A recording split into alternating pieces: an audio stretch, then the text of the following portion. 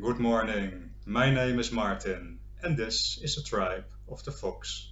And in today's video I would like to speak a bit about a philosophy called Thursatru.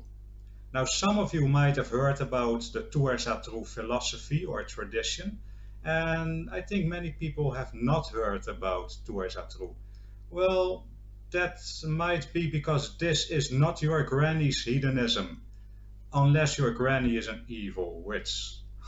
Well, no, just kidding, because Thursatru is actually not hedonism, it's actually anti-cosmic Satanism or Gnosticism. However, it derives its philosophy and inspiration from the Edda poetry. So let's see what this is all about. Okay, Gnosticism, anti-cosmic Satanism, what is it about? To keep it very brief, it's basically there is in Gnosticism there is a creator deity, and he created this material world. But some people see this as a prison for the soul, and they are anti the creation, anti-cosmos. So this is the way you should think when we're talking about Thursatru. Now, information comes, as I just said, from the Edda poetry. Now, I always show you guys my old Edda. You see it's falling apart. It's from 1944.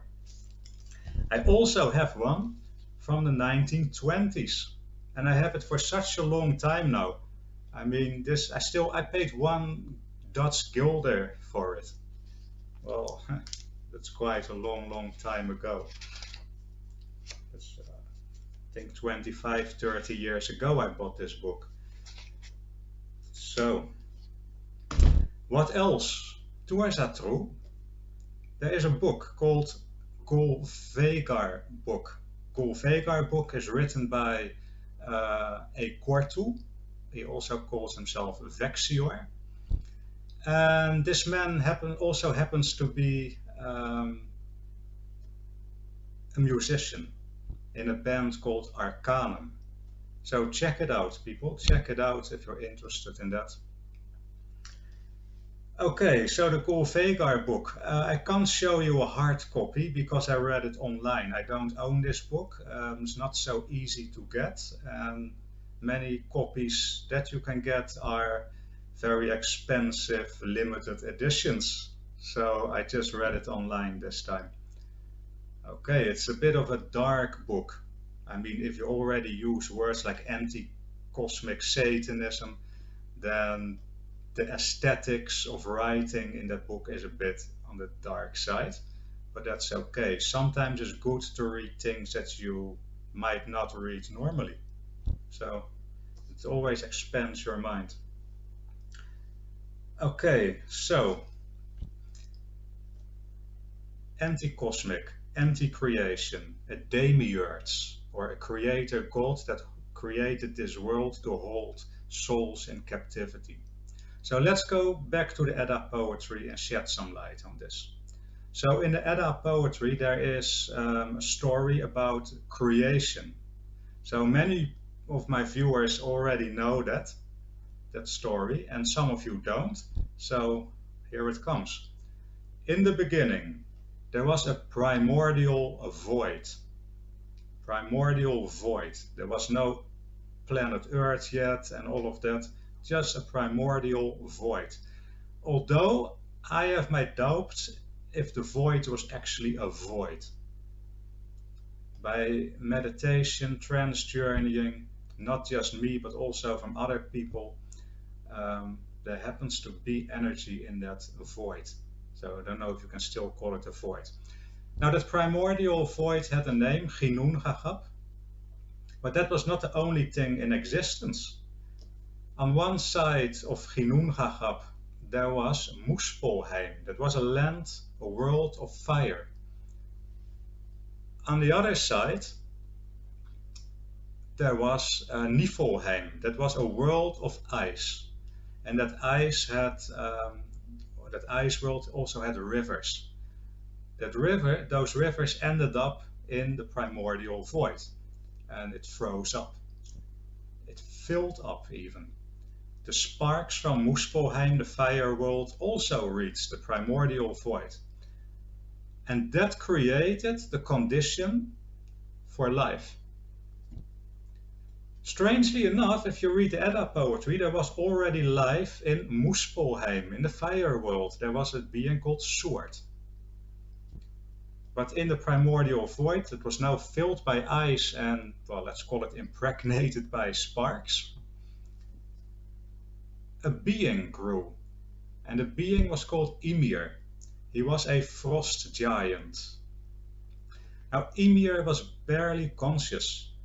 It was a big, huge body. And, well, he was the only one there in that void, so he reproduced by himself. And his descendants, they are the ice giants. So, now you had ice giants living in the primordial void. However, another being came into existence there. Not a descendant from Ymir, but a man was found in the ice. He was found by a cosmic cow who was licking the ice.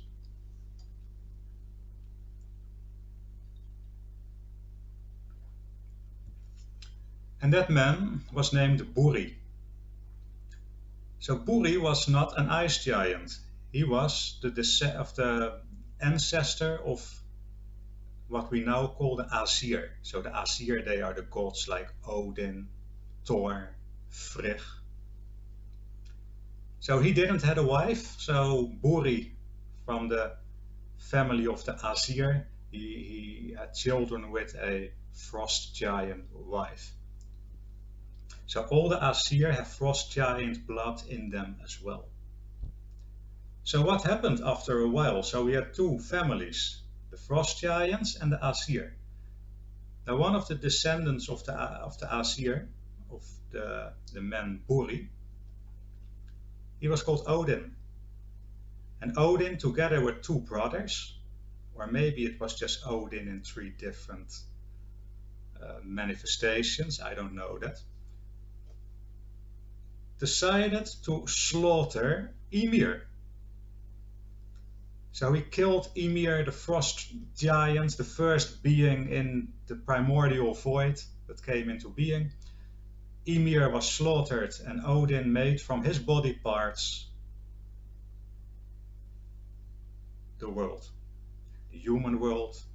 There was a place for the giants called Jotunheim, a place for the gods that was named Asgard. Yeah, so here we see a big development. And here is where Thursatru kicks in. In Thursatru it is said the frost giants, they were really angry about this and they hated creation anyway. So now there was the Asir and the frost giants were now enemies. And the frost giants wanted to destroy creation, and Odin and the Asir gods, together with the Vanir gods, wanted to keep creation. So that's the story. Now there is something very, very interesting. Something very, very, very interesting if we look at this creation myth. Something that I overlooked. But thanks to reading the Gulvegar book, something interesting I read. So there is this substance called aether. E-I-T-R. Aether. Now what is that? That is a substance, I wrote it down here to say it the right way. It's a substance that is the origins of beings. Okay, that's interesting. So there's a substance called aether that is the origin of beings. It's a creative thing. It's some life substance. So you might say, okay, that's good. Well, hold on. Let's see what the Edda poetry has to say about this. I will read it here. From Eliwave's ether drops splashed, that grew into a giant, so that's Ymir, who begot all families, from which all giants came. That is why we are easily angered. Oh, that's pretty interesting. So now we see that ether, or aether, is not just a life substance that's in all the beings, but it's also something that makes you easily angered. Well, at least the frost giants. It is a poisonous thing, actually. Wow, that's interesting. So the life-giving substance, is also poisonous. Okay. By the way, in Thursatru there is the Alkis room upside down. So it looks like this. And this also represents aether that permeates creation and will eat it out, destroy it from the inside out. So it's a creative force, but also a destructive force. Now that's interesting, because the tribe of the fox always talks about cyclic existence, coming and going, being born, dying, coming into being, being destroyed. So maybe this substance called aether is the fuel for cyclic existence. Anyway, Thursatru does not like it. Okay, so who are the main characters in Thursatru? Well, Gulveger. So Gulveger is also, you can also read about Gulveger in the Edda poetry. So at the beginning, everything in the world of the gods, Asgard, no matter how you want to pronounce it, everything was okay there. Life was okay.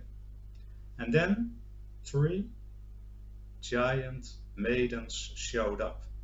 Now 3 is an interesting thing, isn't it? Because the tribe of the fox speaks a lot about triple goddesses. There is something with being triple. Also in this creation myth, Wodan, Vili, Ve. 3 gods that created the world that we now know today. Okay, so Gulveger entered the world of the gods. She did a lot of magic there, and Odin decided to kill her. Burned her 3 times, so stabbed her with a spear 3 times, killed her 3 times, resurrected 3 times. So she was, well, it was not possible actually to kill her. Her 3rd time that she basically resurrected, so to speak, she was named Heider. Some say that this indicates not a murder, but an initiation ritual. But I don't really believe that. Because Odin, why would Odin initiate 3 or 1 giantess? Because if you read the Edda poetry, then you see that Odin was always looking for wisdom, because he was not all-knowing. He had to gain that knowledge, and he always went to the race of the giants, the Thursarn. Because that's, by the way, is a different thing. You have Thursarn, or Thursar, sorry, that's multiple, and Jotnar. Thursar are really these old frost giants and their descendants.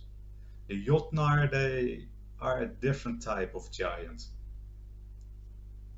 According to Thursatru, the Jotnar can be beneficial for it and friendly towards the Asir gods, and Thursar not.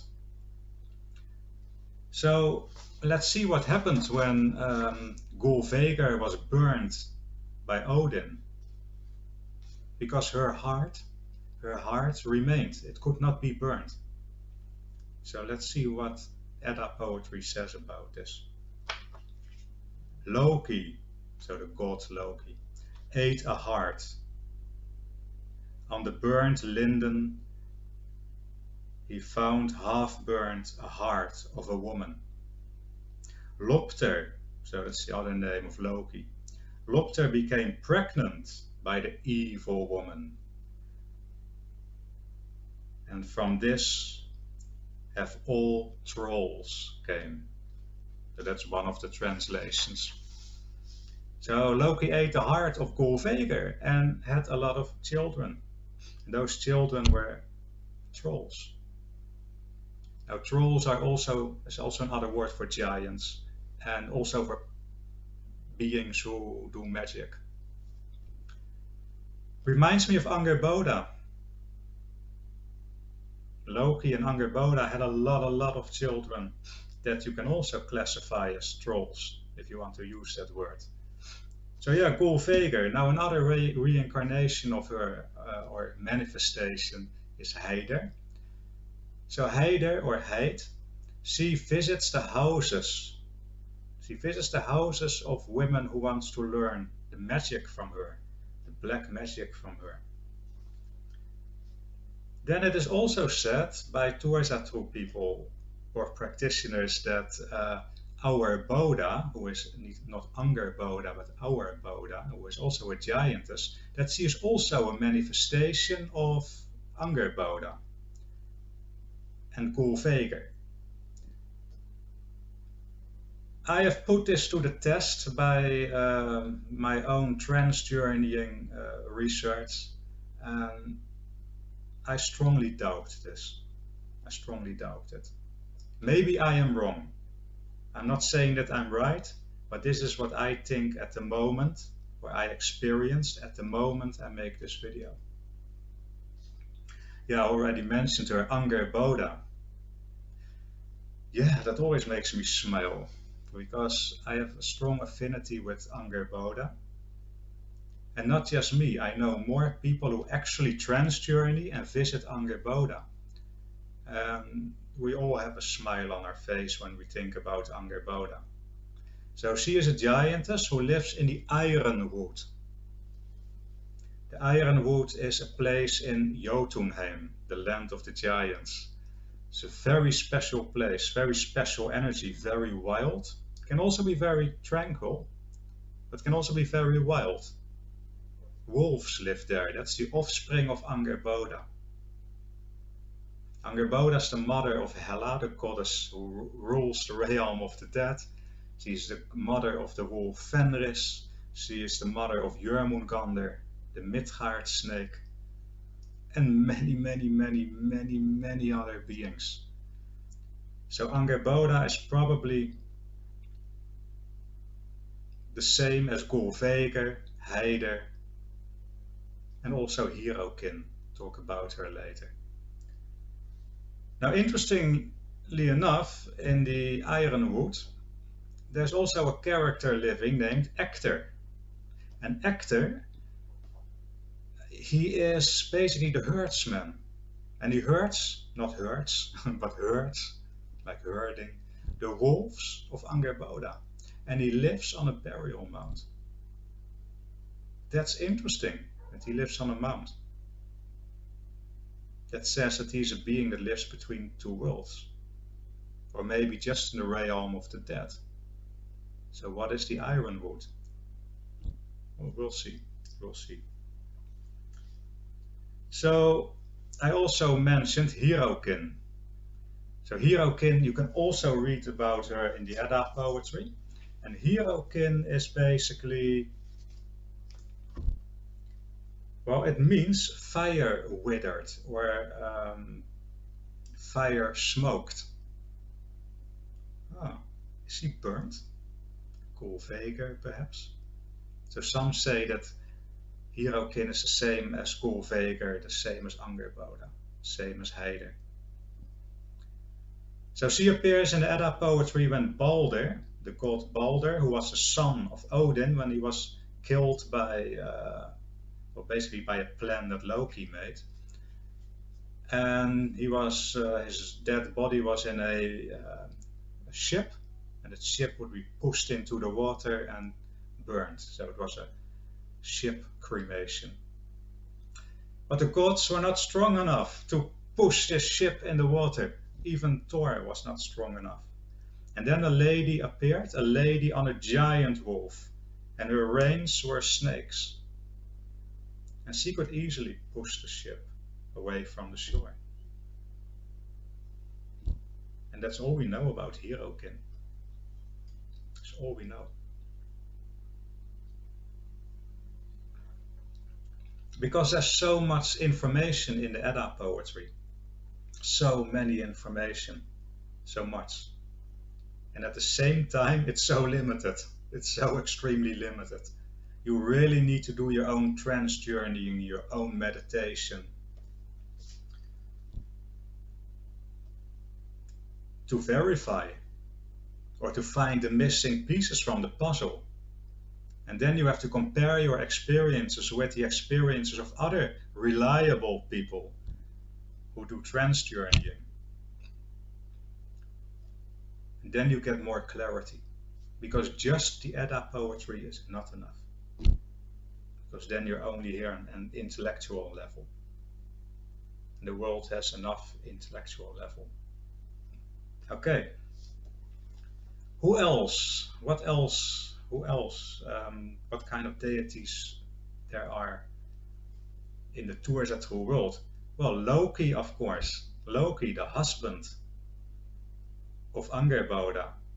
Loki, the god who ate the burnt, half-burnt heart of Gulveger. Yeah. It's an interesting character, Loki. Very interesting character. And of course, yeah, the children of Angerboda. And I have worked a lot with the goddess Hel. And Hel is the ruler of the realm of the dead, where we all go when we die. Yeah. So there's something interesting about the worldview, about the cosmos view that Thursatru has. I just told you about this character named Echter, who lived in the Ironwood, which is the land of the giants. Jotunheim, one part is called the Ironwood, and there lives Echter on a burial mound. I always, by making trance journeys to the Ironwood and my intuition, I always had the idea, is this actually not an afterlife? Or connected, that's better, to connection with the afterlife, not afterlife itself. Isn't it part of the underworld? I always had that feeling, is not Jotunheim, but the Ironwood, is that not a part of the underworld? Interestingly enough, in the Gulveger book, written by a Kortu or Vexior, it is said that there are two Jotunheimer. One in the middle world, so also where the human world is, on that level, and there is a land of the giants, a Jotunheimer, in the underworld. And I thought, well, that's what my intuition and my trance journeying that make me aware of already.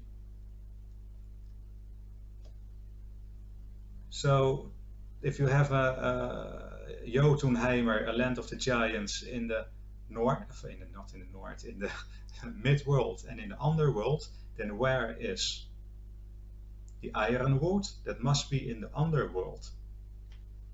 The underworld Jotunheimer. That's interesting, isn't it?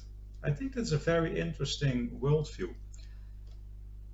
Also, it is said by Thursatru tradition that Hela, the goddess of the realm of the dead, is not just the ruler of the realm of the dead, Helheim, but also about Niflheim. She also rules Niflheim in that tradition. If that is true, I have not tried to verify that yet at the moment that I make this video. So yeah, that's all very interesting, isn't it? So you have this creation that's permeated with a substance called aether, which is a life substance but poisonous at the same time.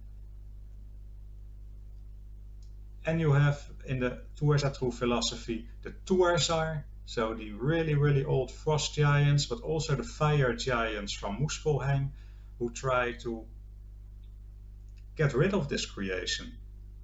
And Thursatru, they see Odin as the demiurge, the evil demiurge that tries to keep this creation going by protecting it. That's the worldview that Thursatru has. Yeah. So, what do Thursatru practitioners do? Well, if there are any Thursatru practitioners who are watching this video, please put in the comment section about your experiences, about your practice. Or maybe I say things that you say from, no, Martin, this is not true. We correct you. So that's also good if you do that in the comment section, because I am also here to learn. So yeah, Thursatru people, please go to the comment section. Yeah, looking forward to that. Okay, so yeah, the practice is, and I was pretty happy to read this, it was about meditation. Well, that's one of the parts of the practice, but it's an important part of the practice is meditating on the deities, connecting with them. That's good, because like I just said, we are already way too intellectual. There are many heathens that are so intellectual, and everything that they think they know comes from the Edda poetry, which is also extremely limited. However, in Thursatru, people actually try to connect with their deities. Because in Thursatru, the aether, this life substance, is also a destructive substance. So it already does its destructive work when it comes to the cosmos. And the Thursar, they have primordial knowledge. They have a lot of knowledge about magic. And they work their magic together with people to destroy this cosmos. So the Thursatru people basically, for as far as I understand it, and correct me if I'm wrong, they want to collaborate with these frost giants and also the fire giants from Muspelheim. Yeah. And a big thing also involves doing blot. So blot is like an offering, like a toast with a drink and everything. You can do that in several different ways. However, also the use of runes and bind runes. And some of these bind runes that Thursatru uses, they are almost like sigils. They are quite complicated actually. They have deep meanings that you can meditate on. Or Gulveger herself can reveal the meaning of certain bind runes, or these sigil-like bind runes. Yeah, so meditation, connecting, doing blot, working with runes and bind runes, practicing magic. It's actually a very active tradition. This is not just believing and reading, this is actually doing. Yeah, and of course in all the other traditions like Asatru, Vanatru, Rokatru, there's also a lot of practitioners. Yeah, and of course in the Slavic practitioners and Celtic practitioners, there are also people who actually practice, and that fills my heart with joy, because yeah, you should make trance journeys and rituals and magic and bind runes. I think that's that makes the practice very interesting and very powerful. So yeah, that's a little video about Thursatru, and I have read the Gulveger book online, and I read it I was really interested in reading this, and it was a bit of mind gymnastics now and then, but it gave me lots of new insights also. So definitely recommend you to read it, very interesting. So yeah, the video is now, we're already half an hour in the video. So let's keep it with this, and stay safe, stay healthy, and see you in the next video. Bye bye.